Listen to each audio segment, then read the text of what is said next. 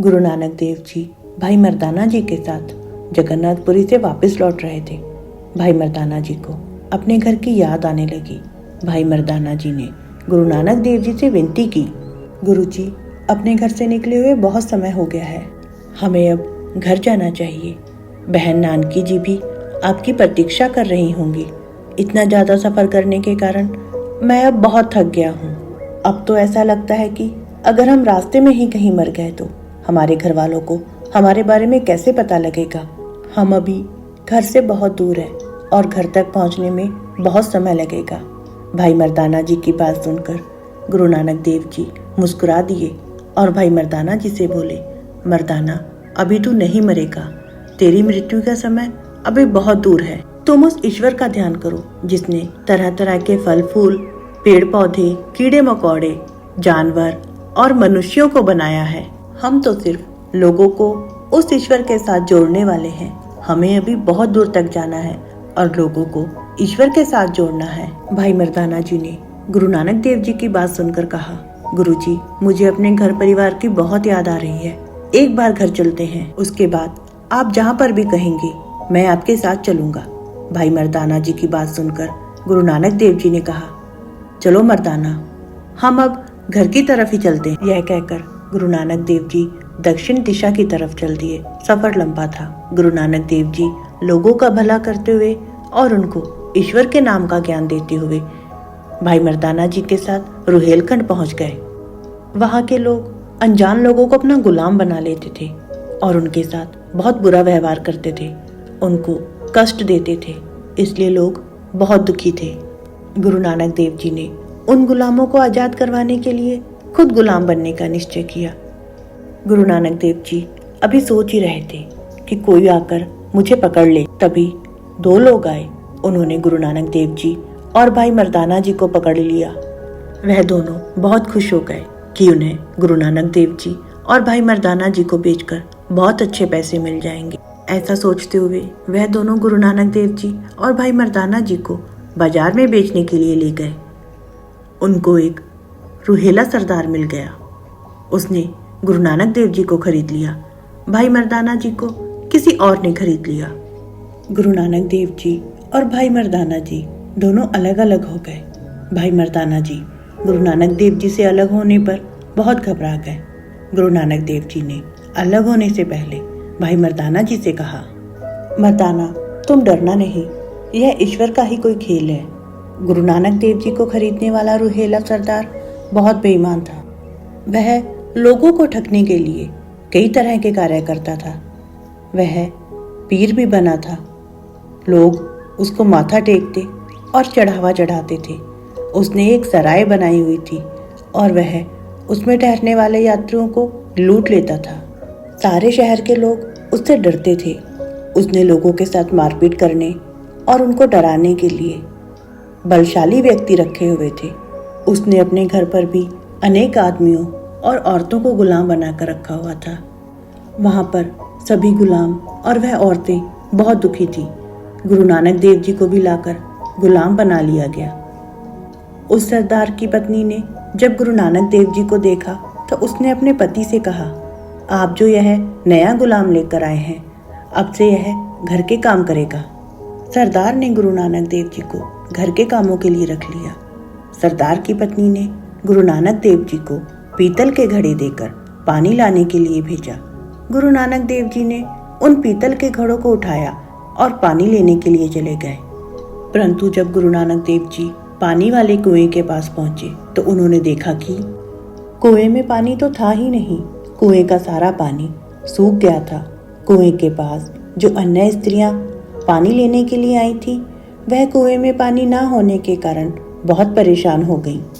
गुरु नानक देव जी वापस लौट आए और सरदार की पत्नी से कहा, मैं पानी लेने तो गया था, परंतु कुएं में पानी तो है ही नहीं।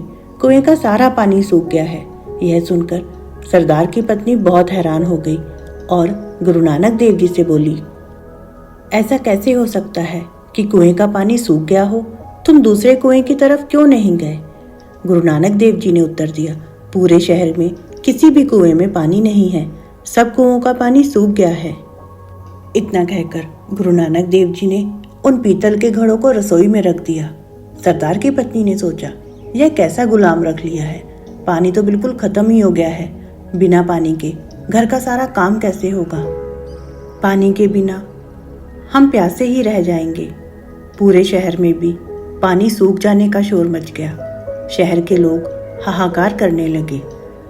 सभी लोग पानी के सूख जाने के बारे में बातें कर रहे थे। नगर के लोग इकट्ठा होकर गुरु नानक देव जी को खरीदने वाले सरदार के पास आए, परंतु वह उस समय घर पर नहीं था। वह शिकार करने के लिए गया हुआ था।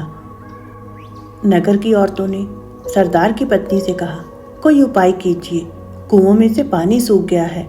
हो सकता है कि किसी नगरवासी ने कोई ऐसा पाप किया हो जिसके कारण ईश्वर हमसे नाराज हो गए हों। ईश्वर हमें बिना पानी के ही तड़पा तड़पा कर मारना चाहते हों। जब सरदार आएंगे तो हमें देवताओं की पूजा करने जाना चाहिए। अगर देवताओं की कृपा नहीं हुई तो हमें पानी नहीं मिलेगा, हम प्यासे ही मर जाएंगे। सरदार की पत्नी ने उत्तर दिया, हैरानी की बात तो है ही, आज तक कभी भी ऐसा नहीं हुआ है कि नगर के सभी कुओं में से पानी सूख गया हो। हमें इस समस्या का कोई समाधान तो निकालना ही होगा। सरदार के वापस आते ही हम सब लोग उनसे बात करते हैं। इन कुओं का पानी तो तब भी नहीं सूखा था जब 6 वर्षों तक बारिश नहीं हुई थी। थोड़ी देर बाद जब सरदार वापस आया तो लोग उसके पास आए। वह लोगों को एक साथ देखकर बहुत हैरान हुआ। लोगों से पूछने पर पानी के सूखने की बात का पता चला। सरदार ने लोगों से कहा, मुझे भी ऐसा ही लगता है कि नगर के लोगों से कोई पाप हुआ है, जिसके कारण देवताओं ने हमें सजा दी है। हमें देवताओं के मंदिर में जाकर पानी के लिए पूजा करनी चाहिए। नगर के सभी लोग और गुलाम पूजा के लिए जाने लगे और गुरु नानक देव जी भी उनके साथ चल दिए। गुरु नानक देव जी चलते चलते मुस्कुरा रहे थे।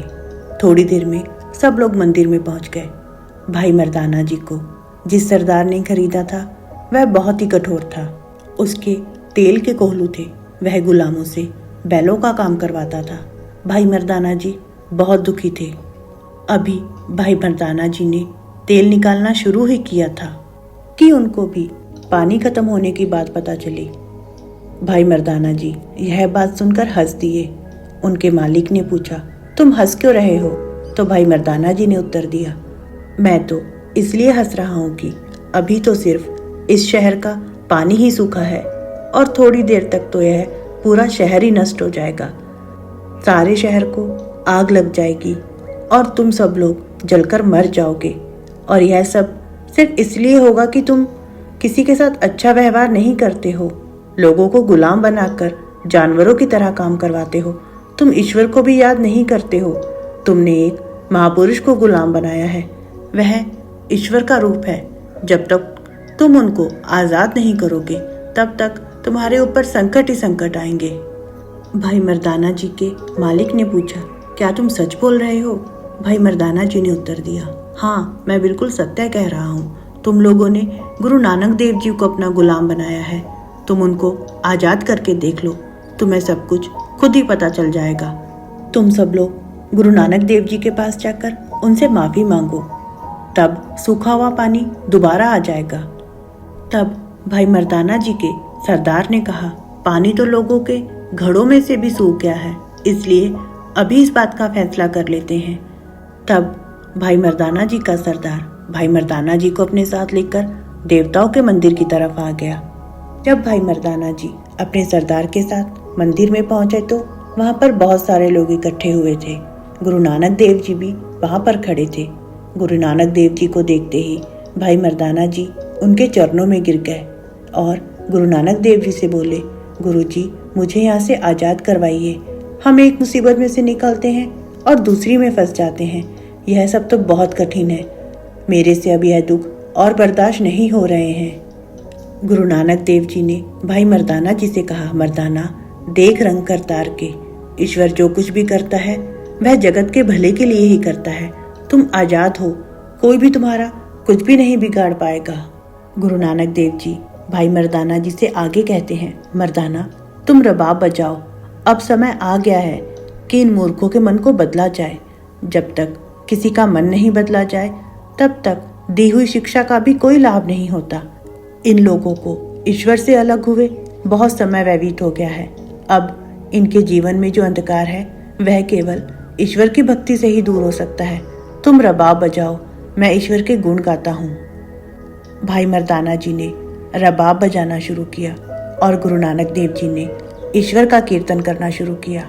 गुरु नानक देव जी के शब्द सुनकर सब शांत होकर बैठ गए। जब लोगों ने गुरु नानक देव जी के चेहरे की तरफ देखा तो उन्हें गुरु नानक देव जी के चेहरे में एक अलग ही नूर दिखाई दिया।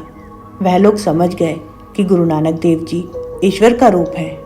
गुरु नानक देव जी को खरीदने वाला सरदार और उसकी पत्नी बहुत हैरान हो गए।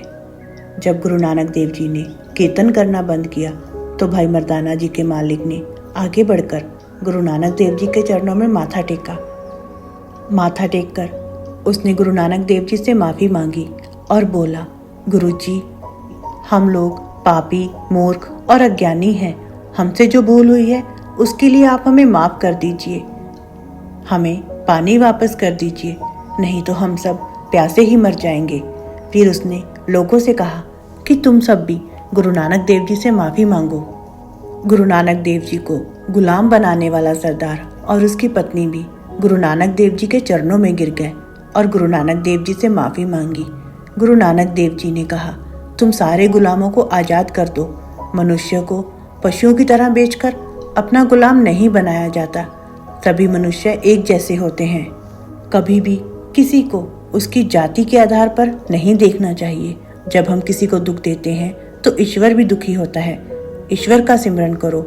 झूठ बोलना, चोरी करना, बेईमानी करना, किसी के साथ जबरदस्ती करना, यह सब अच्छे काम नहीं है।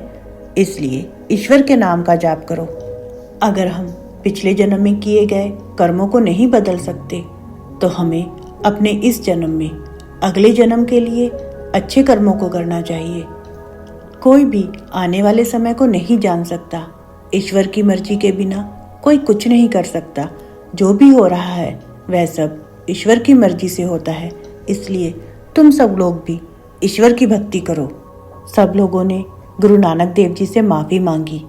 गुरु नानक देव जी से माफ़ी मांगने के बाद जब लोग पानी लेने के लिए कुओं पर गए तो उन्होंने देखा कि कुओं में फिर से पानी भर गया है। सभी गुलामों को आज़ाद कर दिया गया। घर घर में गुरु नानक देव जी के नाम का जाप होने लगा और लोगों ने गुरु नानक देव जी की शिक्षाओं को ग्रहण किया। कुछ दिन तक गुरु नानक देव जी उसी नगर में रहे और फिर अपने आगे की यात्रा पर चले गए। तो दोस्तों, आपको हमारी आज की साखी कैसी लगी? आप प्लीज़ हमें कमेंट बॉक्स में ज़रूर बताइएगा और प्लीज़ हमारे इस चैनल को लाइक, शेयर और सब्सक्राइब ज़रूर कीजिएगा। कल फिर से मिलते हैं एक नई साखी के साथ।